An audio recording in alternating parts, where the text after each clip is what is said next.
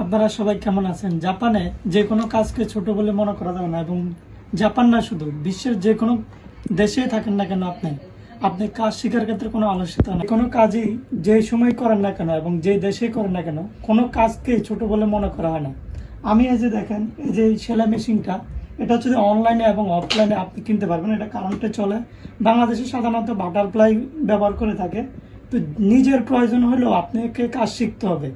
আপনি আরেকজনদের দিয়ে কাজ করাবেন, সেক্ষেত্রে যদি আপনি ওই কাজটা জেনে থাকেন, তাহলে আপনি যে কাজটা যদি আপনি পারফেক্টভাবে আপনি যারা দিয়ে করাচ্ছেন, সে কিন্তু পারফেক্টভাবে করছে কিনা সেটা কিন্তু আপনি জানার জন্য আপনাকে নিজে জানতে হবে। এজন্য আপনি দিন দিন প্রতিদিন নতুন যে কোনো জিনিস আপনার শেখার প্রয়োজন। তাতে আপনার জীবনের উন্নতির জন্য খুবই দরকারি ভূমিকা পালন করব। এই যে দেখেন, আমি এই যে মেশিনটা, এটা হচ্ছে অনলাইনে এবং অফলাইনে পাওয়া যায়। এটি আমরা কিনেছি হচ্ছে যে অফলাইনে।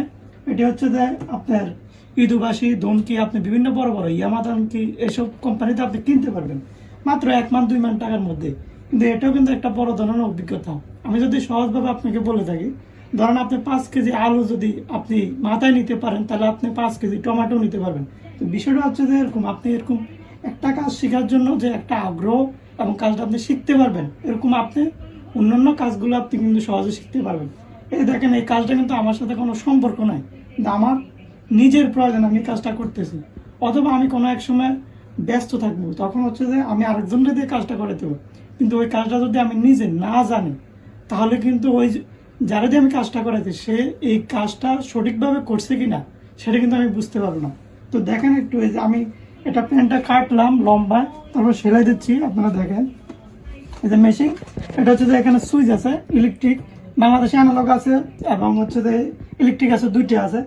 আর জাপান একটু বেশি আপডেটেড। দেখেন, এটা এখানে সুইচ টিপ দিলে কিন্তু আপনার এটা চলবে।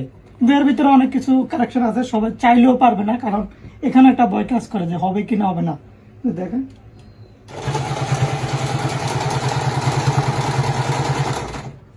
এই যে এভাবে আমি একটু আগে এই যে এটা সেলাই করছি, এই যে দেখেন, এই যে সেলাইগুলো এরকম নিখুঁত হবে।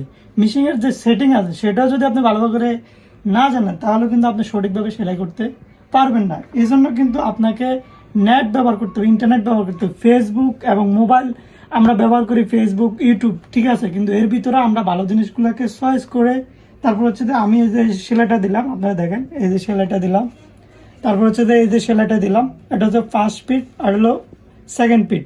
এইভাবে আপনার হচ্ছে নিখুঁতভাবে সেলাই হবে। তো এইভাবে আপনি হচ্ছে যে কোনো কাজে আপনি নিখুঁতভাবে কাজ করতে পারবেন। আমি কিন্তু সকাল থেকে অনেকবার ট্রাই করার পরে কিন্তু এই সাকসেসটা হয়েছি। আপনিও চাইলেও পারবেন, কিন্তু আমি বলতেছি না আপনি সেলাই মেশিন করেন, বিষয়টা না। আপনি যে কোনো কাজে আপনার দ্বারা হবে না এটা আপনি বলবেন না। আপনি যে কোনো কাজে আপনি হচ্ছে যে মোটিভেশন নিয়ে যে আপনি এটা পারবেন, আরেকজন তো পারছে, অথবা নতুন একটা জিনিস আপনি আবিষ্কার করতে পারবেন। যেটা আবিষ্কার মানুষ করে সেটা কিন্তু আগে আরেকজন করে নাই, কিন্তু নতুন একজন আবিষ্কার করে। তো এই জন্য আপনি মনে করবেন না যে এই জিনিসটা আরেকজন পারে। অনেক ক্ষেত্রে আমরা পিছিয়ে যাই, যেমন আরেকজন এই জিনিসটা পারে, আমার দ্বারা হবে না।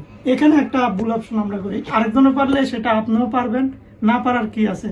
আবার আরেকটা বিষয় হচ্ছে যে যে কেউ তো করে না, আমি এটা পারবো কিনা, এটাও আরেকটা ভুল। কারণ দিন দিন তো অনেক আবিষ্কার হয়, অমুকের নামে এটা আবিষ্কার হয়েছে, অমুকের নামে এটা আবিষ্কার হয়েছে, কেন উনি প্রথম ওটা মানুষের কাছে প্রেস করছে। এই জন্য আমরা কোনো কাজকে, যে কোনো কাজে আমরা পিস পা না হয়ে আমরা এগিয়ে থাকি, তাহলে কিন্তু আমরা আমাদের লাইফে সব জায়গায় আমরা মাথা উঁচু করে দাঁড়াতে পারবো। ভালো থাকবেন, পরবর্তীতে আবার অন্য কোনো ভিডিওতে দেখা হবে।